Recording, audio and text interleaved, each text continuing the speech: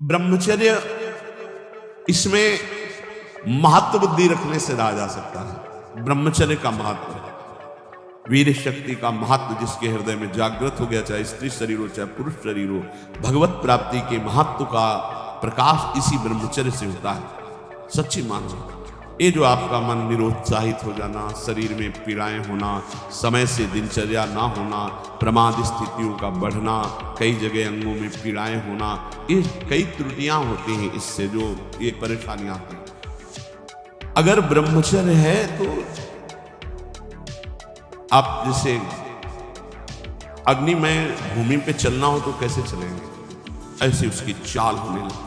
इतनी तीव्रता, इतनी उज्ज्वलता, इतनी उसमें चेतना शक्ति जागृत होती है कि हर काम में उत्साह, रात दिन मेहनत करने पर भी कभी थकान नहीं, नींद ना लेने पर भी प्रमाद आलस्य नहीं। बहुत से महान सद्गुण ब्रह्मचर्य में चले। आज के डॉक्टर जन जो शास्त्र को नहीं जानते, वो कहते हैं ब्रह्मचर्य छीन करो नरक मिलेगा जैसी शिक्षा दोगे। ये प्रश्न उत्तर देने वाला अगर चूक कर जाए तो नरक मिलता है, ध्यान रखना।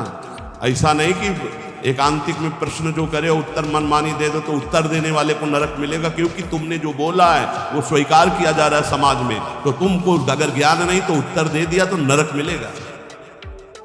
ये बिना शास्त्र सम्मत उत्तर देने वाले, इनकी नारकी गतियां होती है। अब आपने शारीरिक संविधान का ज्ञान प्राप्त किया है तो आप भागवतिक संविधान को मानने की चेष्टा करें। आप भागवतिक संविधान का खंडन न करें। आप केवल शरीर के अंगों का ज्ञान प्राप्त किया है कि कौन सा अंग कैसे क्या चलता है, लेकिन ब्रह्मचर्य पर बोलने की सामर्थ्य तुम्हारी नहीं। तुम ब्रह्म के ज्ञाता नहीं हो, तुम शास्त्र के ज्ञाता नहीं हो, तुम डॉक्टर हो केवल अंगों के, शरीर के, बाह्य एक ढांचे के, वो भी सूक्ष्म शरीर के नहीं, केवल स्थूल ढांचे के हो। तो स्थूल ढांचे की आपको सुधार वाली बात बतानी है, कैसे रोग निवृत्ति होती है। ब्रह्मचर्य नाश करना, ये तुम कौन से सिद्धांत से बोलते हो, किस सिद्धांत से? छोटे छोटे नवीन अवस्था के बच्चे तुम्हारी बात मान करके और नष्ट होते चले जा रहे। 8-8 बार 10-10 बार वो ऐसी चेष्टाएं करके इस दशा को प्राप्त हो गए कि सामने आके कहते हैं, एक अधिकारी का बच्चा हो, अधिकारी भी बैठे थे अपनी पोजीशन में, सिर्फ आपका वीडियो सुना तो आपको बताने आया, मुझे बचा लीजिए। ऐसे बैठे तो बिल्कुल मुझे बचा लीजिए, नहीं मैं अपना शरीर, नहीं नहीं बच्चा नहीं, बिल्कुल नहीं, तुम बिल्कुल ठीक हो जाओ, तुम एक बार हिम्मत करो, हमारी बात मानो। हमारे पास कोई औषधि जादू टोना नहीं, केवल हमारी बात मान लो, भगवान तुम्हें शक्ति देंगे, तुम इससे निकलो, इससे निकलो। ये ब्रह्मचर्य बहुत बड़ी अमृत वस्तु है, हमारी प्रार्थना मान लीजिए। ये मन जब बहुत तो भगवान छूट दे देते हैं। देख लो, जब तुम्हें घृणा हो जाए, जब तुम्हें लगे कि नहीं करना चाहिए, तो मुझे बताना, मैं तुम्हें सामर्थ्य दे दूंगा। आपको सामर्थ्य मिलेगी। आप जिस दिन से सोच लेंगे कि वास्तविक मुझे अब अपने जीवनी शक्ति की रक्षा करके भगवत प्राप्ति में ये हमें व्रत रखना है, ब्रह्मचर्य व्रत, अलग अलग ब्रह्मचर्य व्रत। गृहस्थ में शास्त्र सम्मत एक पत्नी व्रत और संतानोत्पत्ति के लिए ऐसा संविधान किया गया है। अगर आप उसके विपरीत चलते हैं तो फिर आप व्यभिचार प्रवृत्ति में। परमार्थ में चलने के लिए पूरा अधिकार गृहस्थ का है। ऐसा ना सोचे कि गृहस्थी में होने के कारण मेरा मोक्ष नहीं हो सकता, या भगवत प्राप्ति नहीं हो सकती, या मैं ब्रह्मचारी नहीं कहा जा सकता। कहा जा सकता है। जिसने पाणिक ग्रहण संस्कार नहीं किया तब तक ब्रह्मचर्य रहा, फिर पाणिक ग्रहण किया तो एक पत्नी व्रत, और वो केवल संतानोत्पत्ति के लिए, और जब संतानें हो गई तो ब्रह्मचर्य, वो पूरा जीवन ब्रह्मचारी माना जाएगा। शास्त्र सम्मत बात कह रहा हूं। और वैरागी तो ब्रह्मचारी होता ही है, जो भगवत प्राप्ति करना चाहता है, नैष्ठिक ब्रह्मचर्य। गृहस्थ में उतना ही अपना अधिकार माने, बोले यावत् ध्रियते जठरम तावत् स्वस्त्वं ही देहिनाम अधिकम यो भी मन्येत सस्तेनो दंडमर्हति। जो गृहस्थ में होकर ये अभिमान करता है कि मेरी इतनी संपत्ति, मेरा इतना बैंक बैलेंस, मेरा मेरा मेरा इतना है, वो दुर्गति को प्राप्त होता है। सब कुछ प्रभु का दिया हुआ है, बिल्कुल सरल भाव से समझो। नाथ सकल संपदा तुम्हारी, मैं सेवक समेत सुत नारी। और जितना प्रसाद उदर में गया और जितने में शयन किया उतना ही ये सब प्रभु की वस्तु है। जब जहां जैसे प्रभु चाहे वैसा प्रयोग करे। मैं तो सेवक हूं। यदि ऐसा नहीं मानता और अपने को मालिक समझता है तो बोले वो दंड का अधिकारी हो जाएगा, माया फंसाकर उसकी दुर्गति कर देगी। क्रमिविद भस्म निष्ठांतम क्वेदम तुच्छम कलेवरम क्वा तदीरतिर्भार्याम क्वायमात्मा नभश्छदिः चिद्धैर्यज्ञावशिष्टायै कल्पयेद वृत्तिमात्मनः शेषेस्त्वं त्यजन प्राज्ञः पदवीं महतामियात्। जो ये समझता है कि शरीर अंत में इसकी तीन ही गति होती है, या जला दिया गया तो राख बन गया, गाड़ दिया गया तो कीड़ा दिखा करके, और अगर जल में फेंक दिया गया तो जल जंतु खा कर, इसकी यही गति है। या जमीन में दबा दिया गया, आग में जला दिया गया, बाहर फेंक दिया गया। इस शरीर को तुच्छ समझे। क्रमि विड भस्म निष्ठांतम क्वेदम तुच्छ कलेवर, ये बहुत तुच्छ कलेवर है। इस शरीर में आसक्ति करके चाहे गृहस्थ हो चाहे विरक्त दुर्गति को ही प्राप्त होता है। फिर इस शरीर के संबंधी स्त्री पुत्र परिवार आदि, ये तो अपनी अंतरात्मा को भ्रम में डालने वाला बहुत बड़ा जाल है। एक वैसे जड़ चेतन की ग्रंथि, ऊपर से और ये ममता की ग्रंथि। गृहस्थों को चाहिए कि प्रारब्धवशात जो भी आपको प्राप्त हुआ है धन संपत्ति आदि, वो प्रभु का है ऐसा माने। तो दियमस्तु गोविंदम तुभ्यमेव समर्पये, और प्रसाद से अपना जीवन निर्वाह करे, उसे यज्ञ अवशिष्ट कहते हैं, भगवान को अर्पित करके। जो बुद्धिमान पुरुष शरीर पर अभिमान नहीं करता, वस्तुओं की प्रभु की मानता है और नाम जप करता है, तो इस शरीर को त्याग कर वो संतों के पद को प्राप्त होता है। कह रहे शेषेस्त्वं त्यजन प्राज्ञः पदवी महतम्यात्। जो संतों की गति होती है वही उस गृहस्थ की गति होती है।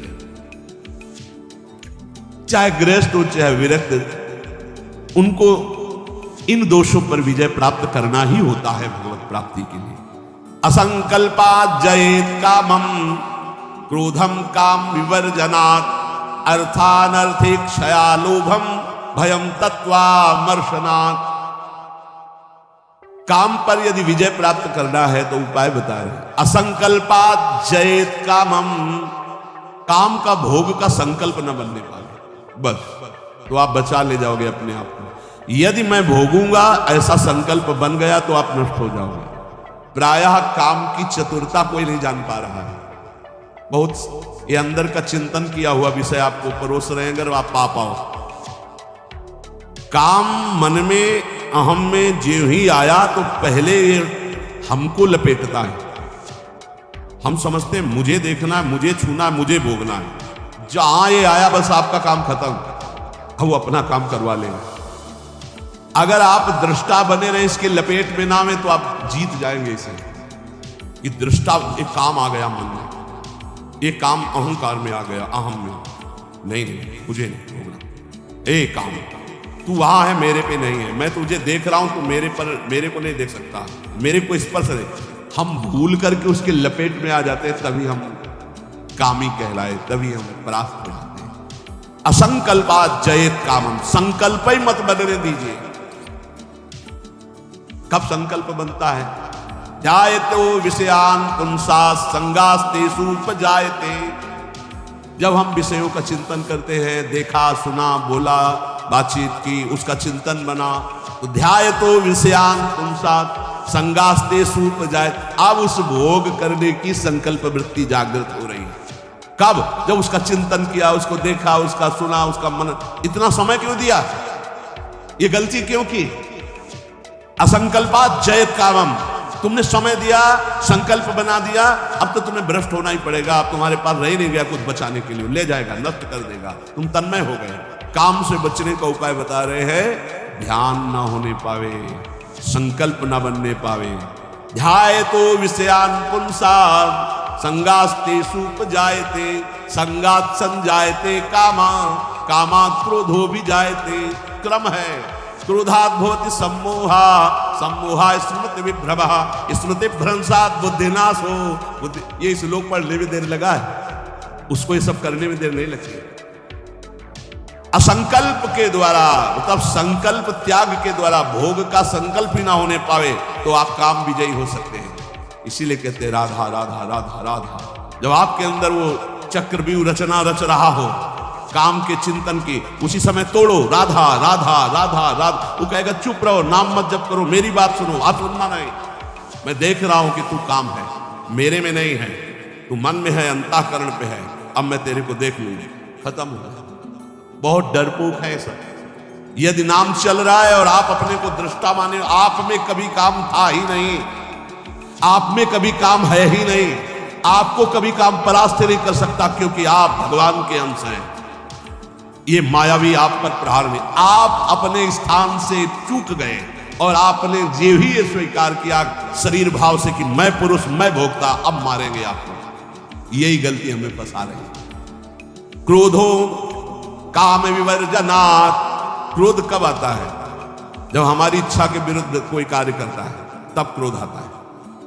हम चाहते हैं कि आप शांत बैठिए, आप अशांत होकर के बोलने लगेंगे, हमें गुस्सा आ जाएगा। हम चाहते हैं धर्म से चलिए, आप अधर्म से चलेंगे, क्रोध आ जाएगा। हम जो चाहते हैं उसके विपरीत जब होता है तब क्रोध होता है। तो ये जो हम चाहते हैं, भले हम धर्म चाहते हैं, शांति चाहते हैं, मंगल चाहते हैं, तो ऐसी चाहत संभाल के कि बाहर अशांति, अंदर अशांति प्रवेश न कर पावे। अगर बाहर कोई अशांत हो रहा है तो जोई जोई प्यारो करे, सोई मोई भाई। शांत, आप तो शांत रहिए, अशांति आपके अंदर न जाने पाए, क्योंकि आप शांति प्रिय हैं। हम क्या करते हैं, बाहर शांति स्थापन के लिए अंदर शांति खो देते हैं। बाहर हमारी इच्छा के विपरीत हुआ कि अंदर हम अशांत हो जाते हैं, गड़बड़ी।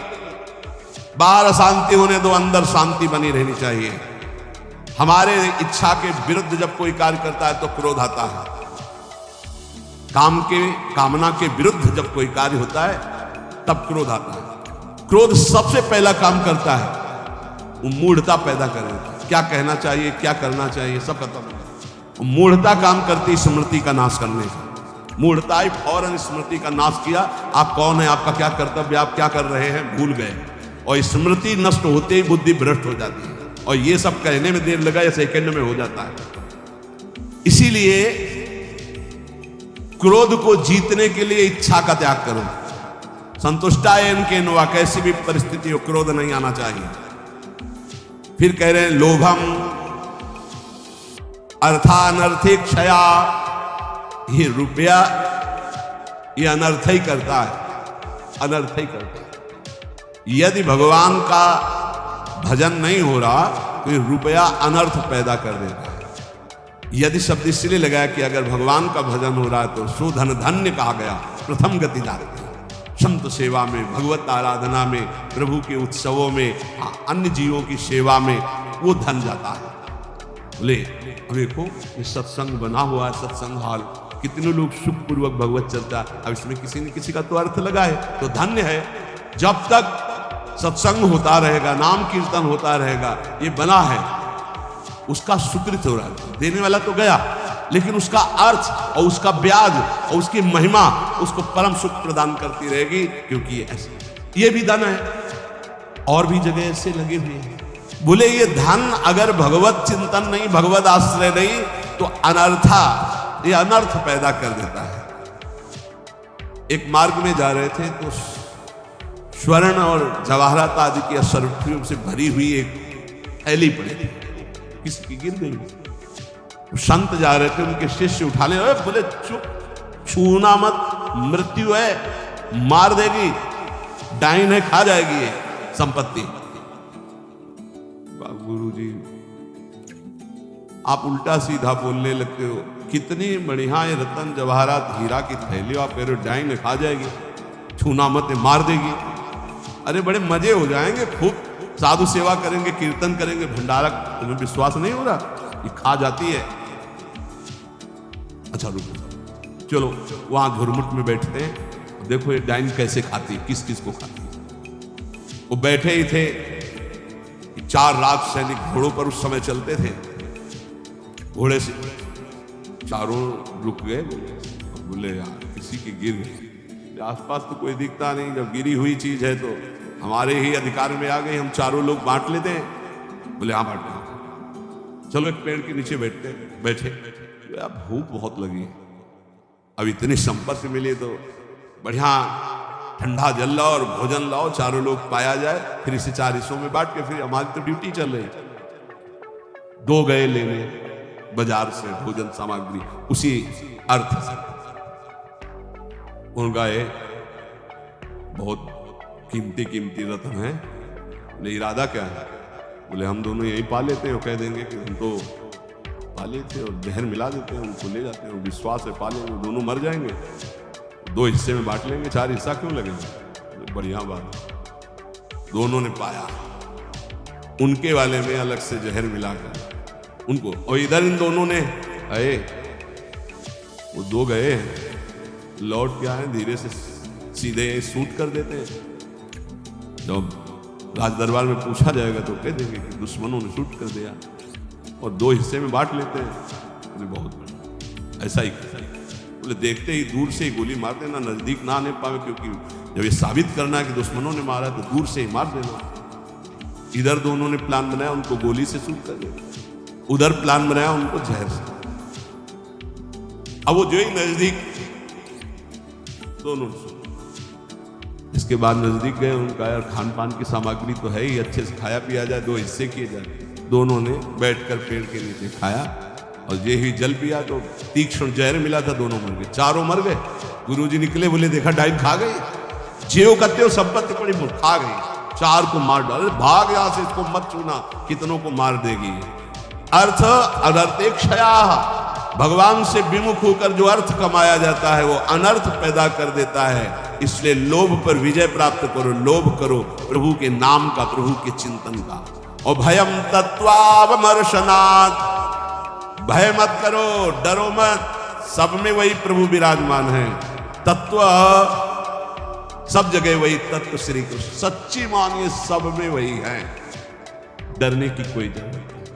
शरीर एक बार छूटेगा, इसका नाम मृत्यु लोक है, सबको मरना पड़ेगा एक बार, तैयारी कर लो मरने की। मरना शब्द बहुत ही कड़वा लगता है। एकांत में सोचो कि मुझे मरना है तो कैसा लगेगा। एक बार तो हाई बीपी तो हो ही जाएगा, नहीं हो जाए या लो हो जाएगा, 2 में 1 हो जाता है। बहुत सीरियस हो गए तो फिर मरना है। सबको लगता है ना डर, ईमानदारी से देखो डर लगता है, डर लगता है। क्यों? क्योंकि शरीर प्यार है, हमारे प्यार का विषय शरीर हो गया, हमारे प्यार का विषय शरीर संबंध भोग हो गए। सच्ची मानिए डर का विषय यही है। जैसे बहुत अच्छा कपड़ा नया रेशम का भी दिया जाए, कहा जाए आप ये उतार दो, तो उतारने में आपको देर लगेगी, 1 सेकंड में फेंक दोगे, क्योंकि उससे कई गुना महंगा और पवित्र वस्तु लाओ भाई हमसे। ऐसे ही आपको जब भगवत देह प्राप्त हो जाए, भाव देह, तो इस शरीर का त्याग ऐसे हो जाता है जैसे पुराने कपड़े का त्याग। अब इसी शरीर से आपको प्यार भगवत भाव तो आया ले, तो आपको भय लगेगा, भय मत करो, ये शरीर छूटेगा। इसीलिए हम रोज आपको एक बार याद जरूर दिलाते हैं सत्संग में कि मरोगे। यहाँ के सत्संग का एक बार संजीवनी बूटी चम्मच में जैसे पवाई जाती है ना, तो हम तुम्हें वचन से श्रवणेंद्रिय में डालते हैं, मरोगे, सब मरोगे, एक दिन मरोगे। बोले सुबह सुबह रोज मरने की बात है बाबा जी करते हैं। जानते हो क्यों करते हैं? क्योंकि तुम्हें कभी नहीं मरना है। राम मरे तुम, मैं मरूं, नहीं तुम मरे मेरी बलाए, वो अविनाशी का बालका मरे न मारा जाए। बात समझ रहे हो? तुम कभी नहीं मरोगे, तुम अविनाशी हो, लेकिन तुम शीशा में नहीं देख पाओगे अपने आप को। शीशा वाला जो है देखने में आता है वो मरेगा, समझ पा रहे हो? मरना बहुत ही खतरनाक लगे, और मरना सत्य है यहाँ, और आपका मरना नहीं है, कभी नहीं मर सकते, तुम अमर हो, साधना से अमर नहीं हो, तुम अविनाशी के बच्चा हो, तुम अविनाशी हो, तुम्हारा कभी नाश नहीं हो सकता। जहां ये बात आती है तो कितना अच्छा लगता है। नहीं नहीं, ये बहुत बढ़िया है कि एक लिमिट समय दिया है, 60 वर्ष, 70 वर्ष, 80 वर्ष, 100 वर्ष, इसके बाद आपका पुराना शरीर हटेगा, नया शरीर प्राप्त होगा। और अगर बीच में सौदा पक्का कर लो, माल इकट्ठा कर लो, तो भाव देह की प्राप्ति हो जाएगी, भगवत देह की प्राप्ति हो जाएगी, जहां कभी न बुढ़ापा है, न रोग है, न मृत्यु है, न शोक है। एक खूब नाम रूपी धन कमा करके श्री जी के सहचरी भाव, क्या ये जो जितने भगवत भाव, कोई एक भाव का देह प्राप्त कर लो, झंझट खत्म हो जाए मरने जीने से। देखो जैसे इस संसार में चार लोगों से मित्रता करके वो सब आनंद में जीवन व्यतीत करते हो, कैसा लगता है? ऐसा लगता है यहीं से ध्यान आना पड़े। देखो बाबा जी भी बन गए तो ऐसा कभी किसी को नहीं जानते थे, अब ऐसा लगता है जिनको हम जान गए यही सब बने रहे, इनके बीच में हम रहे, और ऐसे भोग लगता रहे, वैसे आरती होती रहे, वैसे नाच गाना गाते रहे, वैसे गाते रहे। मरने वाला चक्कर नहीं होना चाहिए, ऐसा लगता है ना। वो अगर यही हम प्रगट में श्री जी के समीप हमारे प्रिया प्रीतम विराजमान है, हम भावदेह में है, वहाँ मरना नहीं है, वहाँ 56 भोग लगना है लेकिन शुगर नहीं होना है, खूब पकवान पाना है लेकिन लीवर नहीं खराब होना है, खूब अच्छे अच्छे पदार्थ पाने हैं लेकिन ब्लड प्रेशर हाई लो नहीं होना है। कल एक भक्त बड़े भोले थे, उन्होंने कहा पकवान का भोग तो हम इसलिए श्री जी के नहीं लगाते कि मुहासे हो जाए, और लालजू को फिर अच्छा नहीं लगा, इसलिए हम आंवला जरूर भोग लगाते श्री, हमें अच्छा लगा। चलो उनको मालूम नहीं है पर भाव तो अच्छा है ना। सच्चिदानंद विग्रहाय सांद्रानंद प्रेम मूर्ति, पर बहुत अच्छा लगा उसका भाव कि वो अपने भाव में तो डूब रहे हैं कि श्री जी को अगर मुहासे हो गए तो लाल जी को पसंद नहीं आएगा, ऐसा। ये सब पार्थिव शरीर में होते, चिदानंद में। आज तक निकुंज में कहीं शौचालय का बराबर ले आए, क्यों? पदार्थ चिदानंद और देह चिदानंद। पाना ऐसे ही जैसे आप प्रकट में पा रहे हो ऐसे ही पाना है, वो सब बाहरी विकारात्मक शरीर नहीं। एक बार हिम्मत करो, यहां का राग जो है जैसे आपको लग रहा है ना, इसी के कारण आपको मरने से डर लग रहा है, ऐसे ही महान इससे अनंत गुना प्रेम प्रियालाल से हो जाएगा, धाम से हो जाएगा। ऐसी कैसी कुंज निकुंजे, और सखियां बहुत प्यार करने वाली हैं, ललिताजू, विशाखाजू, चंपकलताजू, चित्राजू, तुंग विद्या, इंद्रलेखा, ये सब अनंत माताओं जैसा प्यार लिए आपका स्वागत करेंगी, आपको दुलार करेंगी। इनके बीच में रहना, प्रिया प्रीतम के साथ रहना, बड़ा आनंदमय जीवन, ये भक्ति रस का चरम अवस्था का महामाधुर्य रस। बिल्कुल सच्ची कहते हैं। देखो अपने लोग तो कितने में आनंदित हो जाते हैं सांसारिक नाटक में, अपने तो चार लोग जो हमसे प्यार नहीं करते उनसे हम प्यार करके जीना चाहते हैं, उनके बीच में रहना चाहते हैं। भले लड़का रोज पिटाई करे लेकिन है तो मेरा लड़का, भले संसार के हमारे रिश्ते कड़ुए हो गए हो लेकिन है तो हमारे रिश्तेदार, हम उनके बीच में रहना चाहते हैं। सोचो ऐसे कपट भरे संसार से हम प्यार कर सकते हैं, तो निर्मल प्रिया प्रीतम और उनकी सहचरी गण, जहाँ प्यार ही प्यार विशुद्ध है, वहाँ हमें कितना सुख मिलेगा। जहाँ न मरने का भय है, न बिछुड़ने का भय है, न प्रलय का भय है, जहाँ न सूर्य है, न चंद्र है, न अग्नि है, एक चिदानंद तेज, एक महान ब्रह्मानंद, परमानंद, प्रेमानंद, भगवदानंद, अखंडानंद, विज्ञानानंद घन, जिन इन नामों से जिसको पुकारा जाता है वो बरस रहा है। परसत पुलिन स्फुलिन गिरा, करसत चित सुर घोर, हर्षत हित नित नवल रस बरसत जुगल किशोर, वही चलना है।